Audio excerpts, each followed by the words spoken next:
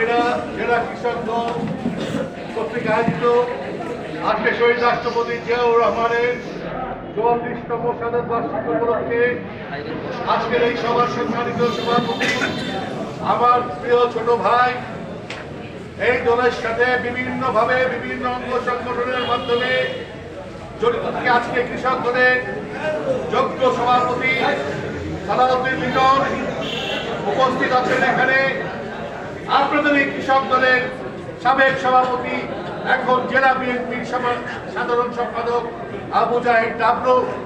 একটি বিল আমি খুঁজে পাচ্ছি, আমাদের দলের কেন্দ্রীয় মহাসচিব মির্জা ফখরুল ইসলাম আলমগীর এই কেন্দ্রীয় কৃষক দলের সভাপতি ছিলেন।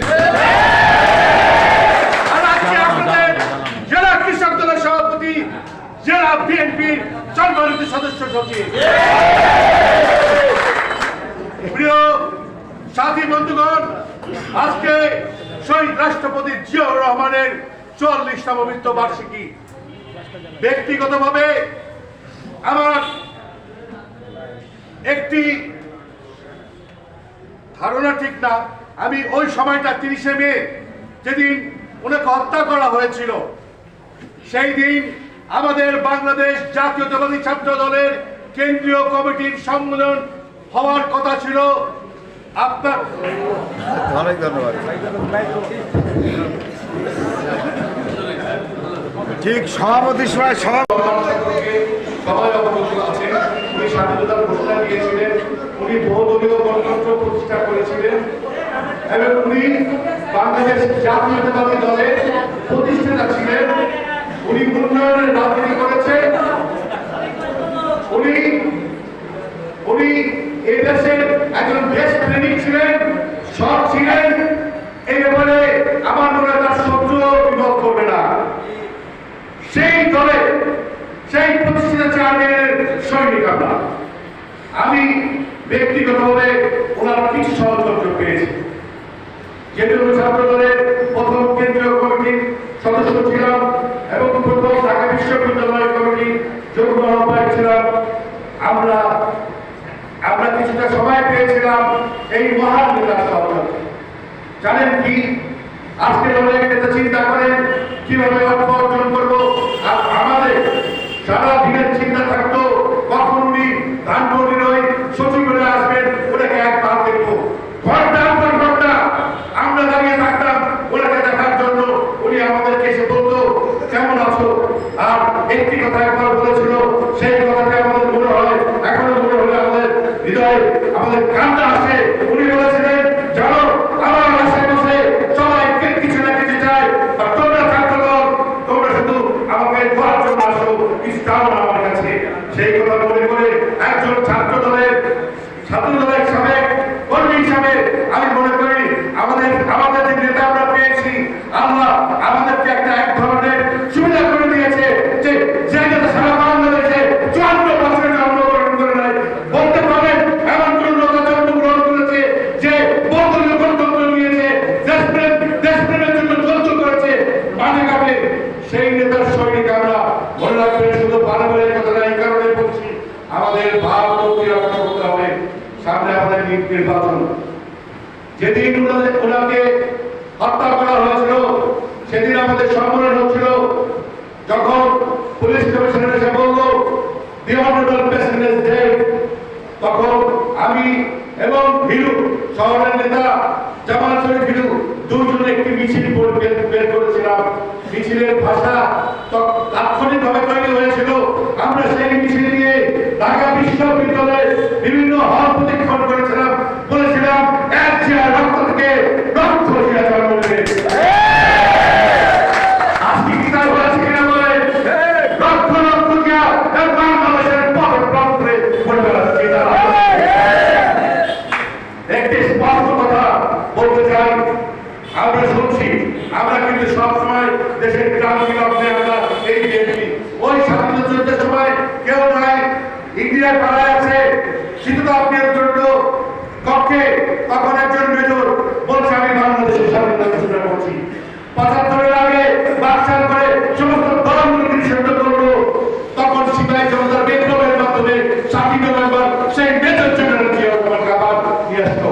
আমরা হলাম এই দেশে, আমাদের দল হলো, আমাদের দলের নেতারা হলো এই দেশের দুঃসময়ের আন্দোলনকারী জনতা। আপনারা দেখেন স্বৈরাচারের ক্ষমতা আসলো, জ্যেষ্ঠ বেগম খালেদা কি করলো? উনি তো সোনার চামচ এই রাজনীতিতে আসেন নাই। 9টি বছর আপসহীন আন্দোলন করেছে গণতন্ত্রের জন্য, সেজন্য ওনার নাম করে দেওয়া হয়েছিল আপসহীন ব্যক্তি। আবার আবার আবার দেখেন এই 17 বছর আমরা কি নিষ্পেষিত হয়েছি? বলেন হয়েছি কিনা? আমাদের আন্দোলন ছিল কি জন্য? ভোটের অধিকারের জন্য। কি ঠিক কিনা? আমাদেরকে হত্যা করা হয়েছে কিনা এই জেলায়? আমাদেরকে আহত করা হয়েছে কিনা এই জেলায়? আমাদেরকে হাজার হাজার মামলা দেওয়া হয়েছে এই জেলায়। এখন আপনি সংস্কারের পথ থাকবেন। মাননীয় প্রধান উপদেষ্টা, আপনি আন্তর্জাতিক বন্ডর মানুষ হতে পারেন, কিন্তু আপনাকে কেউ অধিকার দেয় নাই এই দেশে মানুষের ভোটের অধিকার দিয়ে খেলাধুলা করার জন্য।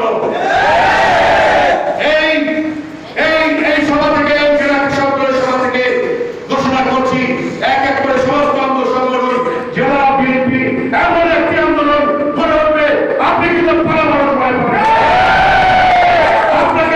আপনাকে সম্মান করছি, কিন্তু আপনি বলেন একটি দল নির্বাচন চায়। আরে বাবা, এই একটি দল তো 260 থেকে 70 আসন পাবে, আর আপনি যেসব দলের কথা বলছেন, ওই 50টা দল মিলেও 1% কিনা 1% করে ভোট পাবে কিনা আমার আপনাদের সামনেই সন্দেহ। এনসিপির ভাই বোনেরা, তোমরা অনেক ছোট মানুষ, আমরা অনেক আন্দোলন সংগ্রাম করে, আমি আমার মনে হয় সবচেয়ে বড় ভুল হয়ে গেছে, এরাও আন্দোলন সংগ্রাম করে কিন্তু এই পর্যায়ে এসেছে। তোমরা জুলাই আগস্টের দল, এই দল 78 সাল থেকে কত আন্দোলন করেছে আপনারা জানেন, কত দুঃসময় আমরা পার করেছি আপনারা জানেন। 2 মাসের নেতৃত্ব আপনি দিয়েছেন বাড়ি, তোমরা ছোট ভাই, তোমাদের নেতৃত্ব বাড়ি, কিন্তু তুমি বলবা এই আন্দোলন শুধু তোমরা করেছো, তাহলে এই আন্দোলন কোনোদিন সফল হতে পারবে যদি না বাংলাদেশ জাতীয়তাবাদী দলের প্রত্যেকটা কর্মী এই আন্দোলন অংশগ্রহণ করবে। তোমাদের সবার প্রতি হোক, তোমাদেরকে অনুরোধ করছি, তোমরা বাংলাদেশের গণতন্ত্রের কথা চিন্তা করো। সবচেয়ে বড় সংস্কার হলো জাতীয় নির্বাচন, নিরপেক্ষ নির্বাচন, অংশগ্রহণমূলক নির্বাচন। এর থেকে বড় সংস্কার কিছু হতে পারে না। আমি ভোট দিতে পারবো কি পারবো না, 17 বছর ধরে আপনারা খেলেছেন, এখন নতুন করে আপনারা খেলাধুলা শুরু করেছেন, এটা কিন্তু আমরা বরদাস্ত করবো না, করবো না, করবো না। তাই এই আজকের এই সভা থেকে কৃষক দলের ভাইদেরকে বলছি, আপনাদের থেকে ভালো লাগছে এই কারণে লিটন এবং নবীনের নেতৃত্বে এবং কৃষক দলের বিভিন্ন উপজেলার যে সকল নেতৃত্ব আছে, আপনারা সুসংগঠিত, আপনারা গত আন্দোলনে বিরাট